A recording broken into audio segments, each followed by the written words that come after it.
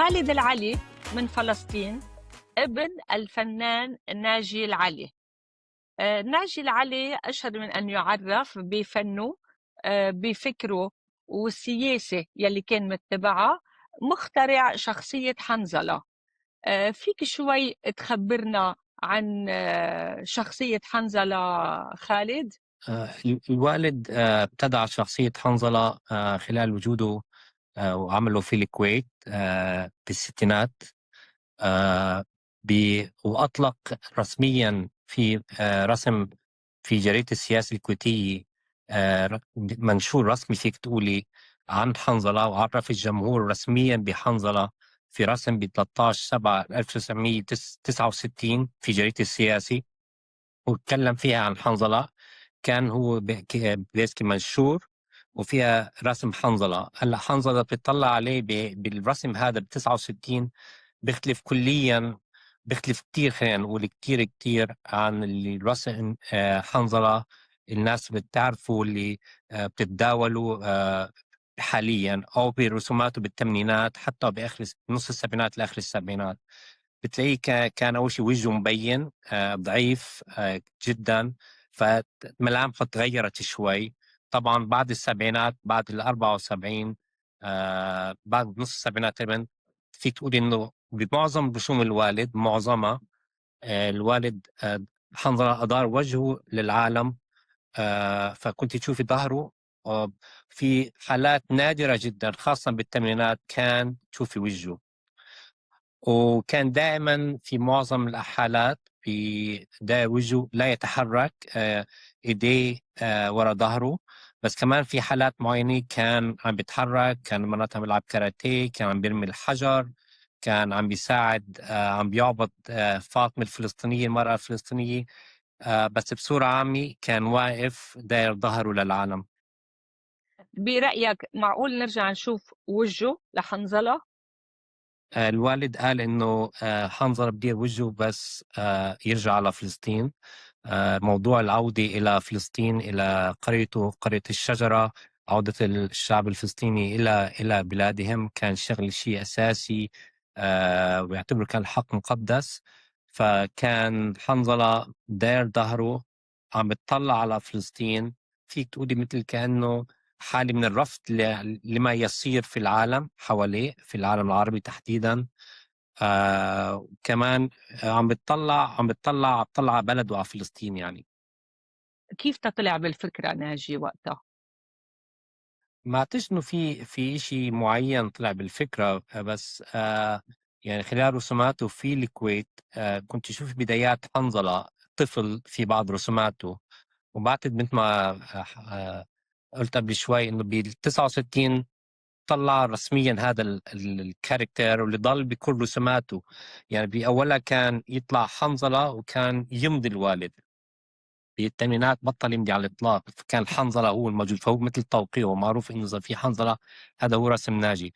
بس بيطلع بأول السبعينات مثلا، بالستينات كان دائما يمضي إلى جانب حنظلة. حنظلة هو طفل في حوالي عمر 10 سنوات، طفل نفس تقريبا العمر اللي الوالد نزح من فلسطين ب 48 مع عائلته، مع مئات الآلاف من الفلسطينيين من فلسطين بعد قيام دولة إسرائيل يعني.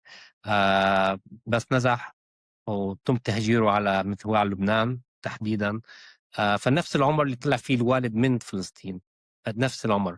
ف فالشيء الثاني بالنسبة لحنظل، هو طفل فقير، مش هالقد مبين انه شخص طفل هالقد جميل. بس بتشوف يعني ثيابه مرقعة، بتشوفي حافي القدمين دائما.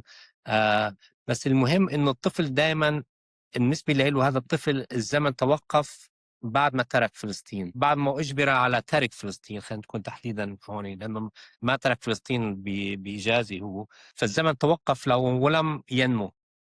بينمو، بصير طفل عادي، بس يرجع على فلسطين، بس يرجع على بلده. الشيء يعني بيرجع الثاني إنه بيطلع فينا كطفل لما بيرجع على فلسطين؟ ان شاء الله، وبيعيش ان شاء حياته، الله، وبينمو ان وبيكبر شاء الله، وبتخلف وبتجوز وكل شيء ان شاء الله. ان شاء بالنسبه الله. لحنظله كمان، انه الشيء المهم بحنظله انه الطفل دائما بيكون دائما طفل بريء، يعني بيتكلم اللي بباله اللي براسه، ما بيفكر شو تبعيات اللي عم بيقولوا، ما عنده سياسي، ما بيهادن، بريء، ما عنده ما عنده حسابات. عرفت شو قصدي؟ فمهم انه حنظله يعطي مثل ضمير للوالد، انه في حال انه انه الوالد فكر رح يحيد على الخط اللي بيعتبره الخط الصح والطريق الى فلسطين، حنظله رح دائما يجي يقول له انت اخطأت، هذا مش هو الطريق الصحيح، رح يظبط البوصله تاعته تجاه فلسطين. على قصة الإمضاء تبعوت ناجي العلي، كنت عم تقول إنه على طول كان يمضي حد حنزلة، وكان الإمضاء تبعوت ناجي هو الصليب. شو قصة الباراف تبعيته لناجي؟ الصليب الوالد يعني في كثير من رسوماته الصليب وسيدنا المسيح او هيئه سيدنا المسيح دائما كانت تطلع برسوماته. الوالد ولد في قرية اسمها الشجرة في قضاء طبرية جليل الأعلى. القرية كان فيها يعيش فيها المسلمون والمسيحيون واليهود، وكانوا في تعايش كلي، ما فيش أي مشكلة. طبعا المشكلة صارت طبعا بعد ما أجوا الصهاينة، وصار في مستعمرة جنب الوالد، جنب الشجرة اسمها، ما صارت جنب الشجرة. الوالد والشجرة بيقولوا اسمها الشجرة لأنه الشجرة بيقولوا إنه هي أحد الأماكن اللي كان سيدنا المسيح بس كان يكون في الجليل عم بي preaching، فلهيك سموها الشجرة. بالنسبة للوالد المسيح هو رمز للتضحية والفداء، الوقوف مع الفقراء. تأثرت بمسيرته لناجي؟ احنا طبعا نتأثر في جو البيت، وجو البيت كان جو سياسي بدون أي شك.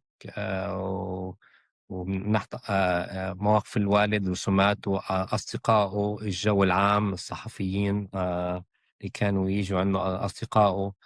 فطبعا تأثرنا بهذا الموضوع يعني بدون أي شك. الوالد كان يعني بس كبرنا شوي في كم الأحيان ما كانش موجود معنا، فكان لازم دائما إنه يكون مسافر لأسباب عادة إنه ناحية أمنية، إنه المفروض ما يكون بالبلد، مثل غادر لبنان، تركنا لبنان راح على الكويت بالسب من 76 78. آه، بالثمانينات بس بعد من الكويت راح على لندن، ضلينا بالكويت احنا. بس بكل الاحوال بس كبرنا، خاصه بفتره الكويت وعينا، كان الوالد يعمل كان يرسم بالبيت، وكان يروح على الجريده يعطي الرسم يعني ويرجع على البيت.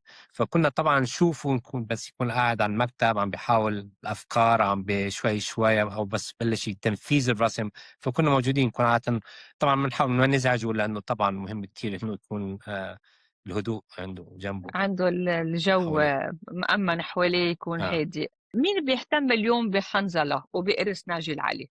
يعني بصورة عامة عائلته وأصدقائه بيهتموا فيه بهذا مم. الموضوع. ما في لجنة أبدا أو ملكية فكرية؟ الملكية الفكرية موجودة، يعني حنظلة مسجل بالعالم، يعني بالأمريكا بالكونغرس وبالبيرن كونفنشن.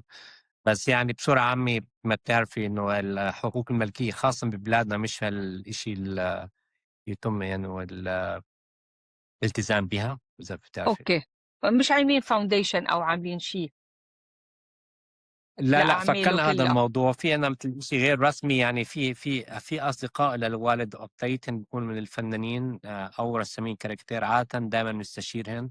ففي شيء غير رسمي عادة في كثير في بعض القضايا أو في بعض الأمور الفنية بنستشيرهم دائما حتى يكون عندنا ما بيأثروا أوكي. معنا طبعا.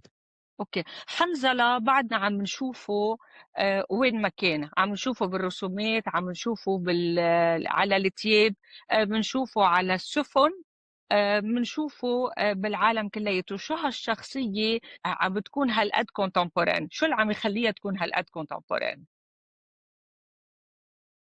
بعتقد إنه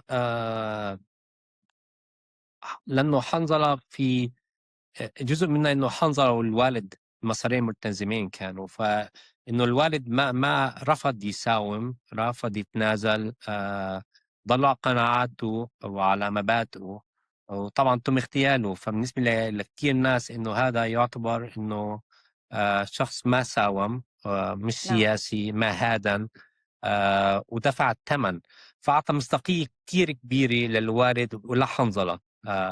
فصارت مثل رمز للعودة، رمز لفلسطين، رمز للمحرومين، رمز للحرية، للديمقراطية. اتوقع ناجي هالقد قبيل على حنظلة؟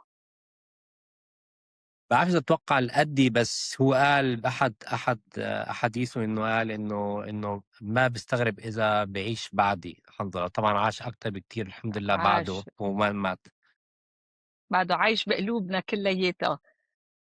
يلا، وإن شاء الله بتكون نفسه بالسما ويرحم ترابه. رفض ناجي التنازل عن عيشه. مبادئه وإنه يغير قناعاته حتى لو أدى هالشي لاغتياله. مين أزعج ناجي العلي؟ الوالد خلال يعني حياته المهنية أزعج الكثير، وكان في مضايقات له، كان في مرات تهديدات من أول السبعينات. هذا الحكي موجود يعني من خلال وجوده بالكويت، خلال وجوده في لبنان ورجوعه إلى الكويت، مسمى في لندن. كل هالمراحل حسب الفترة الزمنية والسياسية والمواضيع اللي كان يتناولها الوالد، كان دائما في كان في كثير جهات غير مبسوطة بدل الكويت. وكان من خلال تهديدات أو من خلال مقالات أو رسومات ترسم ضده أو مقالات تكتب ضده.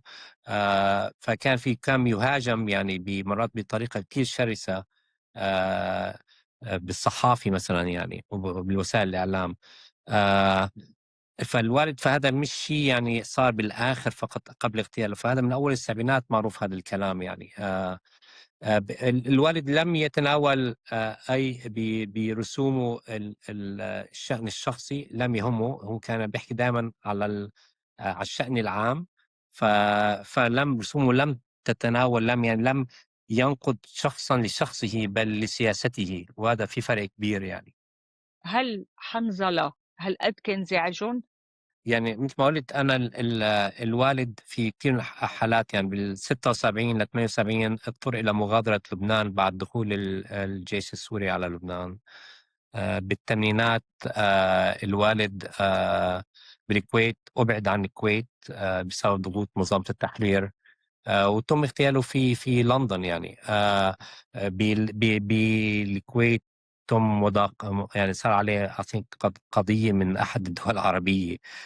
ففي دائما كان في دائما في دائما يعني في حال يصير في يتناول شأن عام ما يعجب الطرف الآخر، كان يتم مهاجمته، تهديده، مضايقته، الكلام مع الجريدة، مع رئيس التحرير انه يخفف او يغير او. بس ما غير الوالد بالنسبه له يعني في قضايا اساسيه مش مستعد كان يتنازل او يساوم فيها. وكان تحديدا اذا بنحكي باخر الثمانينات بعد 82 بعد الخروج منظمه التحرير من بيروت، وهو ذهابه الى الكويت، انه حس انه احنا ذاهبون في طريق مش رح يوصلنا على اي شيء ولن نحصل على شيء. وكان ضد قناعاته، فكان عم بيرسم بطريقة إنه كتير واضحة إنه بهذا الموضوع وبيعطي رأيه بهذا الموضوع. طبعا هذا ما كان بيناسب الطرف السياسي الآخر، لأنه ماشي في هذا الطريق يعني بدون رجعة، كان بدون تفكير طبعا. كان هالقد متمسك بقناعاته وبأفكاره. بالنسبة له فلسطين شيء مقدس رادا. أكيد. رادا بالنسبة له فلسطين القضية الفلسطينية شيء مقدسة، وما هي يعني ما فيها أي أقل شيء ما في يعني مساومة عليها. أكيد. يا أكيد أكيد، كل واحد بلاده غالي على قلبه، وهيدي على كل حال الايدنتيتي تبع كل شخص، وهيدا بتكون البرايد تبع كل إنسان اليوم يلي هو بلده وأرضه وانتمائه لها. بدي أقول لك خالد، بأمريكا في عندهم بينات، بفرنسا عندهم أستريكس، إيطاليا عندهم كورتو مالتيزي وتنتان ببلجيكا. إذا بنطلع على العالم العربي بيكون في ناجي العلي عنده حنظلة، إدغار أحو رامح الجمل، معتز صواف عزو عماد حجاج أبو محجوب. برأيك هالكاركترات العربية تتقدر توصل للعالمية؟ شو الكرايتيريا يلي لازم يكون عندها إياه؟ بصراحة ما عندي فكرة يعني كيف الكرايتيريا، بس ما ننساش إنه العربية والإفريقية أو أي مكان اتصل على، عم نحكي تحديدا عن الغرب، والغرب بصورة عامة مش نقول لك إنه عنصري، بس الغرب بتطلع الكاركتير بتاعته اللي بتطلع من عنده راح يكون دائما متحيز للكاركتير اللي عنده. بعتقد مش بالسهولة إنه كمان الشيء المهم خلينا تحديدا عن حنظلة أنا أتكلم عن، مش عن الكاركترز الثانية، الشخصيات الثانية.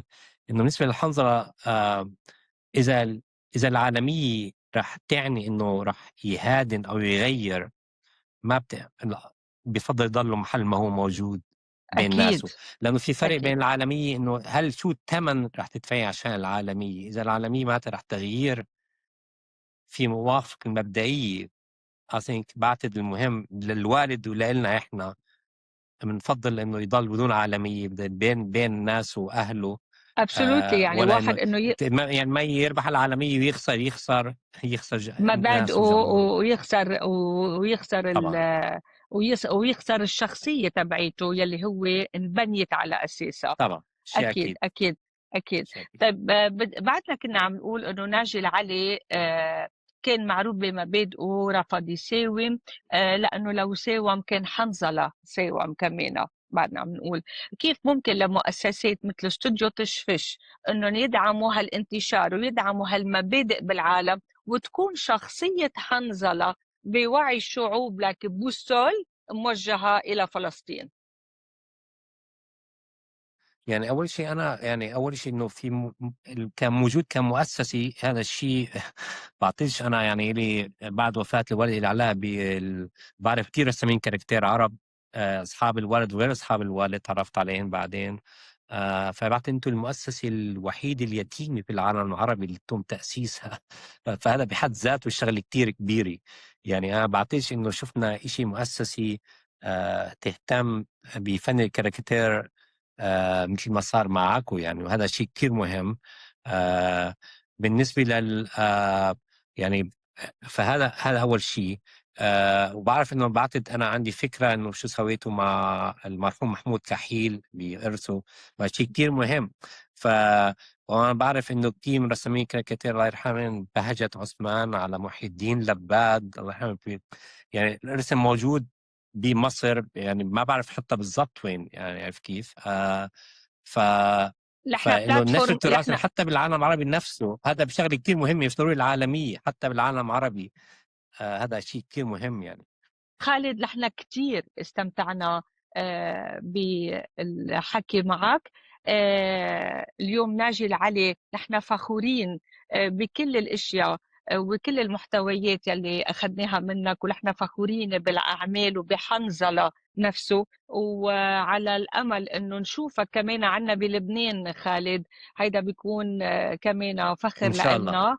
اكيد. اكيد. ان شاء الله. وشو بنقدر نتمنى لك لك ولعائلتك بهالنهاية الحلقة غير صحة وأيام حلوة، وعلى أمل أنه نلتقى بالوقت القريب إن شاء الله. ان شاء الله بنلتقي، وشكرا جزيلا على المناسبه هاي، وتحياتي للاستاذ معتز.